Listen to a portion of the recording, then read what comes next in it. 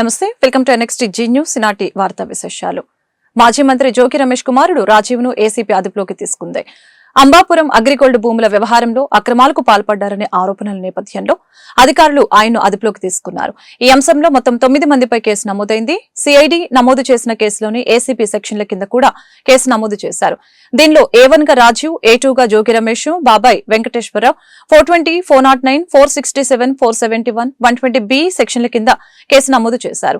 ఇబ్రహీంపట్నంలోని జోగి రమేష్ నివాసంలో ఉదయం నుంచి ఏసీపీ అధికారులు సోదాలు చేపట్టారు.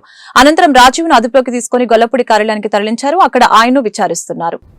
మీరు మమ్మల్ని పొక్కొచ్చు, కేసులు పెట్టొచ్చు, రెడ్ బుక్ తీయొచ్చు, కానీ మీకు మనస్ఫూర్తిగా చెప్తా ఉన్నాం, మంచిని మీరు ఇంత దుర్మార్గంగా ఒక చిన్న కుర్రోడిని తీసుకొని, ఏమీ తెలియని కుర్రోడిని తీసుకుని మీరు అరెస్ట్ చేయాలా, జైల్లో పెట్టాలన్న ఇటువంటి వంకర బుద్ధిని మార్చుకోండి. ఇది ప్రజాస్వామ్యవాదులరా, ఇది గుర్తించండి. నేను గానా, నా కుటుంబం గానా అగ్రిగోల్డ్ ఆస్తులో కానీ ఏదైనా తప్పు చేస్తుంటే విజయవాడ నడిబొడ్డులో ప్రజల సాక్షిగా అవసరమైతే ఊరేసుకుంటాం, తప్పు చేస్తుంటే ఊరేసుకుంటాం. అంతేగాని ఇట్లా మమ్మల్ని బలహీన వర్గాలను వేధించడం న్యాయమా, ధర్మమా? చంద్రబాబు నాయుడు గారు, మీకు న్యాయమేనా? చంద్రబాబు నాయుడు గారు, దయచేసి మరొకసారి మీరు ఆలోచన చేసుకొని మీడియా మిత్రుల ద్వారా ప్రజలందరికీ కూడా ఇది జోగి రమేష్ మీద కుమారుడి మీద జరిగిన దాడి కాదు, ఇది యావత్ బలహీన వర్గాల మీద, గౌడ కులం మీద, గౌడ కులస్తుల మీద జరిగిన దాడి ఇదని చెప్పేసి. విశాఖ జిల్లాలో స్థానిక సంస్థల కోట ఎమ్మెల్సీ స్థానం ఉప ఎన్నికకు కూటమి దూరంగా ఉండనుంది. ఈ మేరకు టీడీపీ అధినేత సీఎం చంద్రబాబు నిర్ణయం తీసుకున్నారు. పార్టీ నేతలతో నిర్వహించిన టెలికాన్ఫరెన్స్ లో ఆయన స్పష్టం చేశారు. గెలవాలంటే పెద్ద కష్టం కాదని, హుందా రాజకీయాలు చేద్దామని సీఎం వ్యాఖ్యానించారు. చంద్రబాబు నిర్ణయానికి టీడీపీ కూటమి నేతలు ఆమోదం తెలిపారు. సీఎం అత్యంత హుందాగా వ్యవహరించారని తెలిపారు. ఉప ఎన్నిక నామినేషన్ల దాఖరికి నేటితో గడువు ముగుస్తోంది. ఈ నేపథ్యంలో చంద్రబాబు తన నిర్ణయాన్ని పార్టీ నేతలకు తెలిపారు. నిర్వహణ లోపం కారణంగానే ప్రాజెక్టులకి ఇబ్బందులు తలెత్తుతున్నాయని మంత్రి నిమ్మల రామానాయుడు తెలిపారు. గత వైసీపీ ప్రభుత్వం ప్రాజెక్టుల నిర్వహణ కోసం నిధులు వెచ్చించలేదని విమర్శించారు. తుంగభద్ర డ్యాం ను మంత్రి పయ్యావుల కేశవ్తో కలిసి ఆయన ఈ ఉదయం పరిశీలించారు. సాధ్యమైనంత త్వరలో స్టాప్ లెగ్ గేట్ ని ఏర్పాటు చేస్తామని తెలియజేశారు. భవిష్యత్తు కార్యాచరణపై నిపుణులతో చర్చిస్తామని మంత్రి పయ్యావుల అన్నారు. డ్యాం పటిష్టత, మరమ్మతులపై అధికారులతో మంత్రులు సమీక్షించనున్నారు.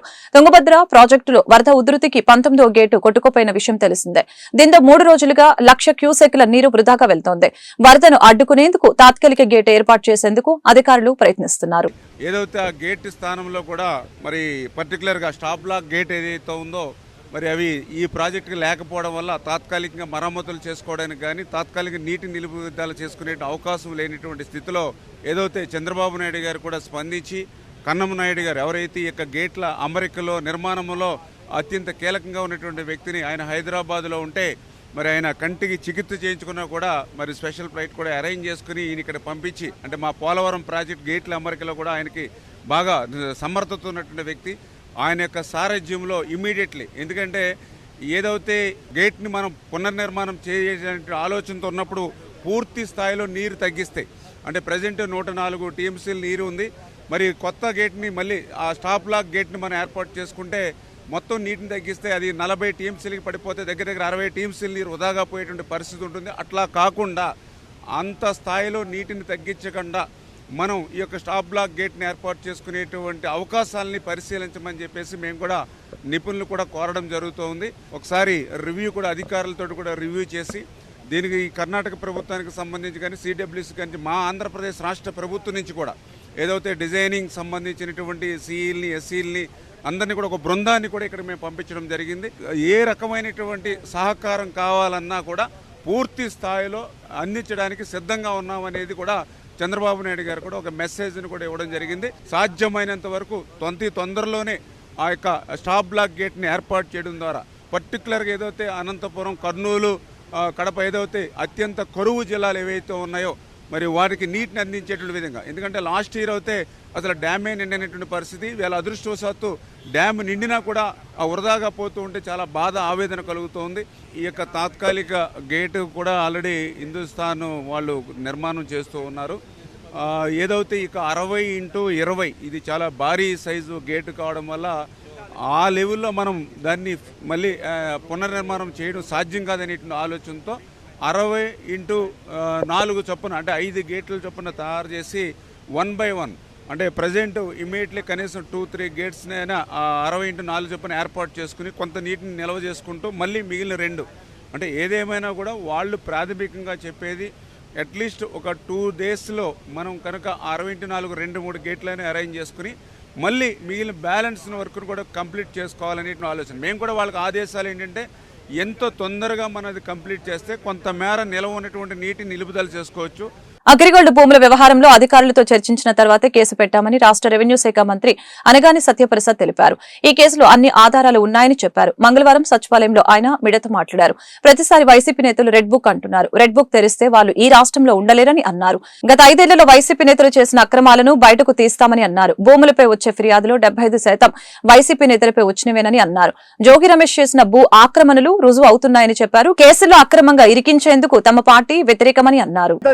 బీసీలు బాగుపడే విధంగా లేకపోతే బీసీలకి మెరుగైన జీవన పరిమాణం వచ్చే విధంగా చేశావు. కేవలం నీ వ్యక్తిగతంగా మీ యొక్క వ్యక్తిగత లబ్ధి కోసం, నీ కుటుంబ లబ్ధి కోసం చేసినటువంటి ఈ భూ ఆక్రమణ రుజువు అవుతుంటే దాన్ని నువ్వు రాజకీయం పులిమించుకుని దాన్ని మళ్ళా నువ్వు కులాలు మతాలని చెప్పేసి రెచ్చగొట్టే ధోరణి ఎవరు చేస్తా ఉన్నారండి? అది జగన్మోహన్ రెడ్డి వైసీపీ యొక్క తత్వం. తెలుగుదేశం పార్టీ ఎప్పుడు కూడా ఎవరిని కూడా మోసపూర్వకంగా ఇరికించాలని కానీ ఎవరిని ఇబ్బంది పెట్టాలని ఆలోచన చేయదు. అలా చేసే తత్వం ఉంటే ఈ రోజున మీ 175 మంది ఎవరైతే గతంలో ఇన్ఛార్జ్గా ఉన్నారో, ఇప్పుడు ఎమ్మెల్యేలుగా ఉన్నా ప్రతి ఒక్కరు కూడా బయట తిరిగేవాళ్ళు కాదు.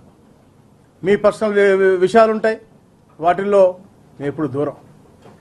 ఇది పగడబందీగా మీరు హయాంలో ఉన్నప్పుడు అన్యాయంగా పక్కన ఉన్నటువంటి అగ్రిగోల్డ్ భూమిని కబ్జా చేశారు కాబట్టి అది రుజువైంది. కాబట్టి గతంలో కూడా దీన్ని అన్ని పత్రికల్లో కూడా క్లియర్గా వచ్చాయి. కాబట్టి దానిపైన పూర్తి అధ్యయనం చేసి పూర్తి సాక్ష్యాధారాలతో ఎవరైతే రాజీవ్ ఉన్నారో, ఎవరైతే వెంకటేశ్వరరావు ఉన్నారో వాళ్ళన్ని పత్రాలు కూడా అన్ని తీసుకుని వచ్చి తద్వారా విచారణ చేస్తాం. చట్టం దాన్ని పని చేసుకుంటా ఉంది తప్ప ఎక్కడ కూడా రాజకీయ జోక్యమే లేదు. ఇది తప్ప అంటే నువ్వు చేసిన అంటే ఇప్పుడు నువ్వు చేసింది చేయలేదా, నువ్వు డబుల్ రిజిస్ట్రేషన్ ప్రాపర్టీ చేయలేదా, లేకపోతే నువ్వు రాటిఫికేషన్ చేసినటువంటి పరిస్థితి నిజం కాదా, నువ్వు 5 కోట్లు విలువ సొమ్ము దోచుకునేది నిజం కాదా? ఆ మాట మాట్లాడకుండా నువ్వు కేవలం బురద వేసే విధంగా పార్టీ మీద, అలాగే రెచ్చగొట్టే విధంగా కులాల మీద మాట్లాడటం ఇది సబబు కాదు. ఇది ఒక సుపరిపాలన. చంద్రబాబు నాయుడు గారు ఎప్పుడు కూడా తెలుగు ప్రాంతం అంతా కూడా సుభిక్షంగా ఉండాలని చెప్పి ఆలోచన చేసేటువంటి వ్యక్తి. ఇట్లాంటి బెదిరింపులకు ఎవరు కూడా ఇక్కడ బెదిరిపోరు. మీకు పిల్లలున్నారు, మాకు సమయం వస్తుంది అని తప్పుడు మాట చేసిన తప్పుని సరిదిద్దుకుని క్షమాపణ చెప్పి పౌర సరఫరాల శాఖను పూర్తిగా ప్రక్షాళన చేస్తామని మంత్రి నాదెండ్ల మనోహర్ తెలిపారు. వైసీపీ పాలనలో ఓ కుటుంబం కాకినాడ పోర్టును అడ్డగా మార్చుకుని రేషన్ బియ్యం అక్రమాలకు పాల్పడిందని ఆరోపించారు. కాకినాడలో ఏర్పాటు చేసిన మీడియా సమావేశంలో ఆయన మాట్లాడారు. జూన్లో నిర్వహించిన తనిఖీల్లో 26,000 మెట్రిక్ టన్నుల బియ్యాన్ని స్వాధీనం చేసుకున్నామని తెలిపారు. రేషన్ బియ్యం అక్రమాల కేసులో విచారణ కొలిక్కొచ్చిందని చెప్పారు. ఈ కేసులో ఎంతటి వారున్నా వదిలి ప్రసక్తే లేదని, చట్ట ప్రకారం వారిపై చర్యలు తీసుకుంటామని స్పష్టం చేశారు. మార్పు తీసుకురావాలనే చేసిన ప్రయత్నం చాలా వరకు మంచి రిజల్ట్సే అందిస్తూ ఉంది. అయితే కొంతమంది లారీ యాజమానులు, అదేవిధంగా ఇక్కడున్న హమాలీలు, స్థానికంగా ఉన్న వ్యాపారవేత్తలు చిన్న చిన్న ఇబ్బందుల గురించి మా దృష్టికి తీసుకొచ్చినప్పుడు ఇవాళ ఉదయం అందరి స్టేక్ హోల్డర్స్ తోటి కలెక్టర్ గారి సమక్షంలో మా శాఖ నుంచి అదేవిధంగా స్థానిక ప్రజాప్రతినిధులు, శాసనసభ్యులు అందరితో కూడా మాట్లాడి పోలీసు అధికారులతో కూడా చర్చించిన తర్వాత మాకు అర్థమైంది ఏంటంటే గతంలో సుమారు 1000 నుంచి 1100 లారీలు ప్రతిరోజు కాకినాడ యాంకరేజ్ పోర్ట్కి బియ్యం సరఫరా కోసం రవాణా చేస్తూ ఉండేవాళ్ళు. ఆ పరిస్థితి మళ్ళీ తీసుకురావడానికి మేము చేయాల్సిన ప్రయత్నం ఏంటనేది మేము ఇందాక నుంచి చర్చించుకున్నాం. ఒకటేంటంటే ఇక్కడ ఏర్పాటు చేసిన చెక్ పోస్ట్, దీన్ని బాంబే కాటా చెక్ పోస్ట్ అంటారు, దీన్ని ఇంకొంచెం ఆధునీకరణ చేసి సకాలంలో తక్కువ టైంలో, ఇప్పుడు ప్రస్తుతం ఒక లారీకి 20 నిమిషాలు పడుతోంది, ఇంకా తక్కువ టైంలో దాన్ని చెక్ చేసే విధంగా మా ఎండీ గారు దానికి తగిన ఏర్పాట్లు చేసే విధంగా కొన్ని నిర్ణయాలు తీసుకున్నాం. అందులో ముఖ్యమైనది ఏంటంటే టెక్నికల్ అసిస్టెంట్స్ని మేము మా సిబ్బందిని పెంచుతాం. దాదాపు 12 నుంచి 14 మంది మనకు అవసరం అనేది ఒక నిర్ణయానికి వచ్చాం. ఆ 12 నుంచి 14 మంది అదనంగా టెక్నికల్ అసిస్టెంట్స్ని ఈ వారం నుంచే మేము ఏర్పాటు చేసి ఇక్కడ జాప్యం జరగకుండా త్వరతగిన వాళ్ళని ఆ లారీని పంపించే విధంగా మేము కార్యక్రమం చేస్తాం. దీంతో పాటు ఎన్ఫోర్స్మెంట్ అనేది మాత్రం కాంప్రమైజ్ లేదు. చెక్ పోస్ట్ పెట్టకూడదు, చెక్ పోస్ట్ పెడితే ఇబ్బంది అవుతుందనే భావన, ఆలోచన ఎవరికైనా ఉంటే దయచేసి విరమించుకోండి. ఎందుకంటే కాకినాడ పోర్ట్ ఏర్పాటు చేసింది లీగల్ యాక్టివిటీస్ కోసం, ఈ ప్రాంతానికి మంచి పెట్టుబడులు రావడం కోసం, ఈ ప్రాంతం అభివృద్ధి చెందాలి, ఇతర దేశాల నుంచి మన సరుకులు తెచ్చుకున్నప్పుడు లేదా మనం ఎగుమతి చేస్తున్నప్పుడు మంచి సౌకర్యం కల్పించాలని ప్రభుత్వం 400 ఎకరాలు దాదాపు ఒక ప్రైవేట్ యాజమానికి ఆ రోజున దారదత్తం చేశారు. ప్రభుత్వానికి వచ్చేది ఏం లేదు దీంట్లో. ఇందాక నేను వివరాలు తెప్పించుకుంటే నేనే ఆశ్చర్యపోయాను. 400 ఎకరాలకి గాను ప్రభుత్వానికి వచ్చే సంవత్సరానికి కేవలం 40 కోట్ల రూపాయలు. దానికోసం కాదు, ప్రజల కోసం ఇక్కడ మంచి వెసులుబాటు కల్పించాలి, సదుపాయాలు ఏర్పాటు చేయాలనే ఆలోచనతోటి ఇన్ఫ్రాస్ట్రక్చర్ని ప్రమోట్ చేస్తూ ప్రభుత్వం తీసుకున్న నిర్ణయం ఇది. సో కాకినాడ పోర్టు ఏ కుటుంబానికో ఒక వ్యక్తికో సంబంధించింది కాదు, ఈ రాష్ట్ర ప్రజల ఆస్తి. ఇది ఆస్తి కాపాడాల్సిన బాధ్యత కూడా మా పైన ఉంటుంది. సో ఎటువంటి ఇల్లీగల్ యాక్టివిటీ కూడా. వైఎస్ఆర్సీపీ నేతలపై చంద్రబాబు ప్రభుత్వం కక్షపూరితంగా వ్యవహరిస్తుందని మాజీ మంత్రి పేర్ని నాని ఆగ్రహం వ్యక్తం చేశారు. ప్రజలకు పథకాలు అమలు చేయకుండా వైఎస్ఆర్సీపీ నేతలపై తప్పుడు కేసులు పెడుతున్నారని ధ్వజమెత్తారు. అగ్రిగోల్డ్ భూములు జోగి రమేష్ కుమారుడు కొన్న భూములకి దగ్గరలో కూడా లేవని అన్నారు. 2022లో పేపర్ ప్రకటన జోగి రమేష్ ఇచ్చారు. ఆయన దగ్గర స్థలం కొన్నప్పుడు కూడా వాళ్లు కూడా పేపర్ ప్రకటన ఇచ్చారు. సిబిఐ కూడా ఎక్కడ అభ్యంతరాలు చెప్పలేదు. ఆగస్టు 2న ఏసీబీ ఎన్ఐఆర్ నమోదు చేసింది. చంద్రబాబుపై జోగి రమేష్ గట్టిగా మాట్లాడారు కాబట్టి కక్ష కడుపులో పెట్టుకుని ఆయన కొడుకుపై అక్రమ కేసులు పెట్టారని అన్నారు. చంద్రబాబు నాయుడు అధికారానికి వచ్చినటువంటి 60 రోజుల్లో ఎన్నికల హామీ ఒక్కటన్నా అమలు చేశాడంటే అమలు చేయలేదు, లేదా ఎన్నికల హామీ అమలు చేయకపోవటమే కాకుండా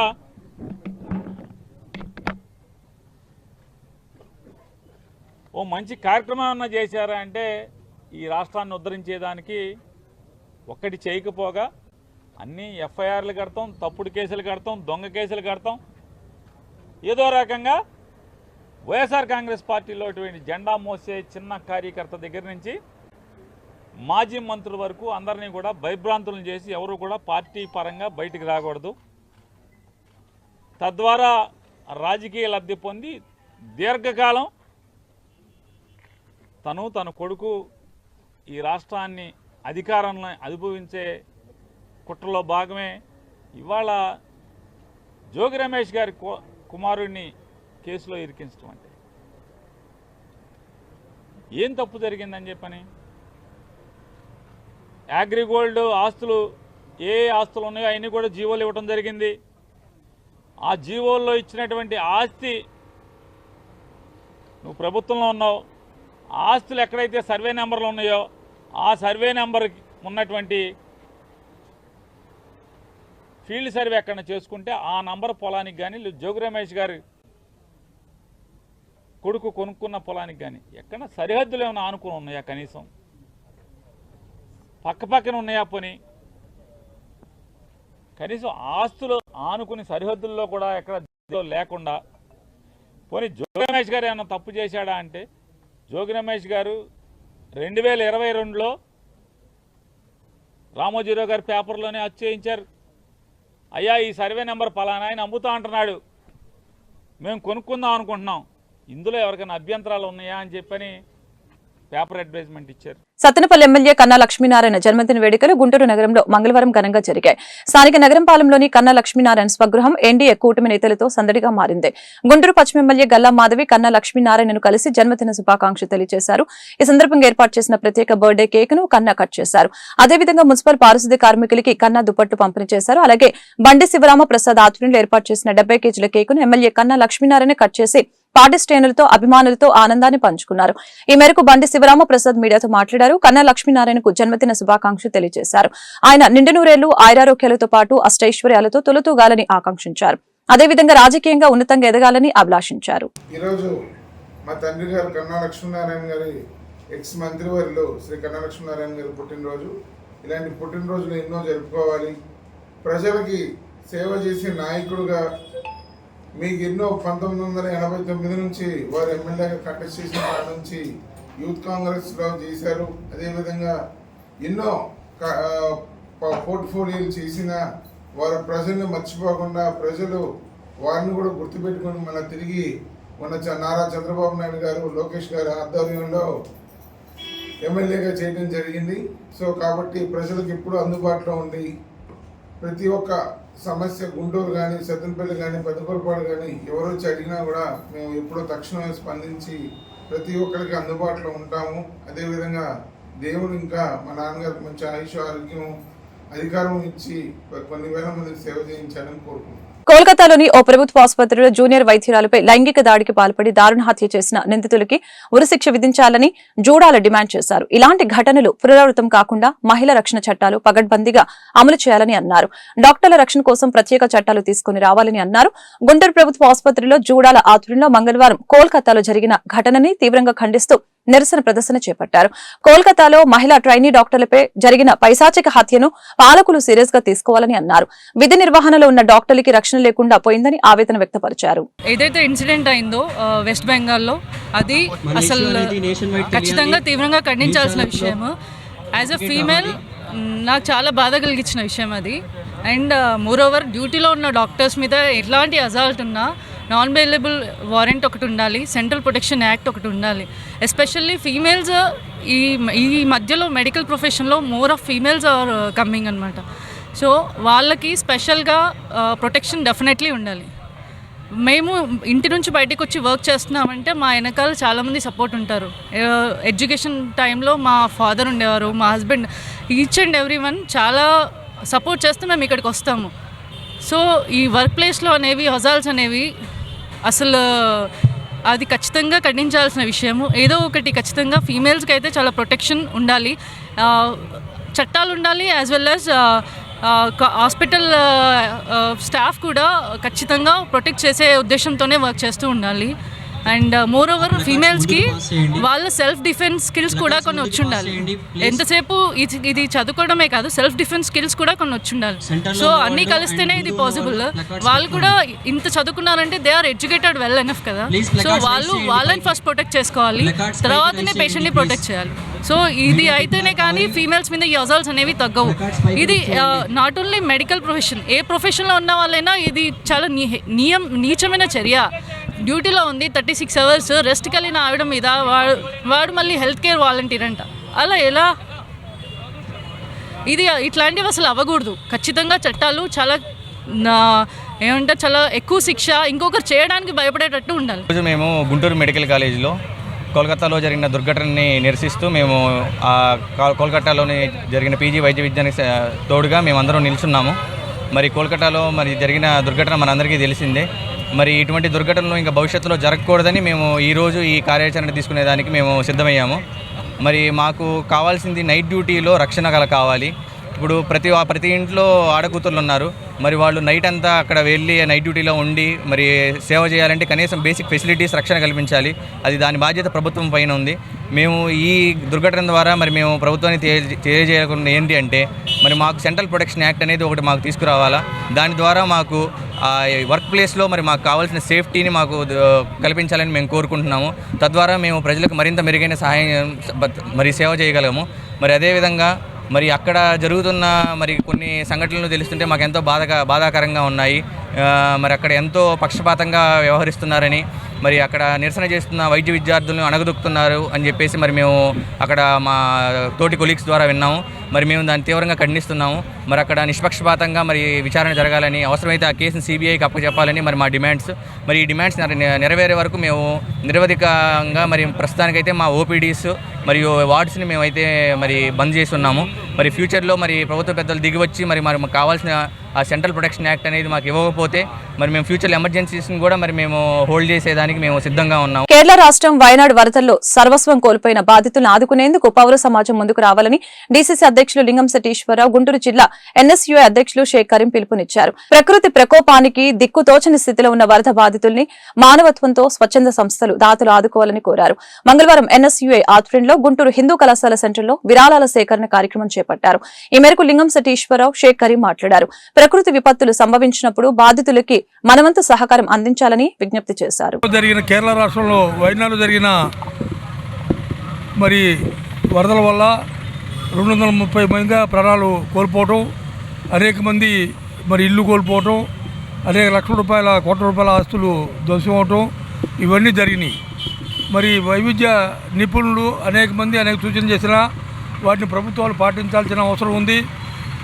ముందు ఇలాంటి ప్రకృతి వైపరీత్యాలు వచ్చినా కూడా తట్టుకునే శక్తిగా ఎదగాల్సిన అవసరం అని చెప్పి మనం చేసుకుంటూ వారి కుటుంబాలకి సానుభూతిని తెలియపరుస్తూ ఇవాళ భారతదేశం మొత్తం మరి అనేక రకాల సహాయ సహకారాలు అందిస్తూ జరిగింది.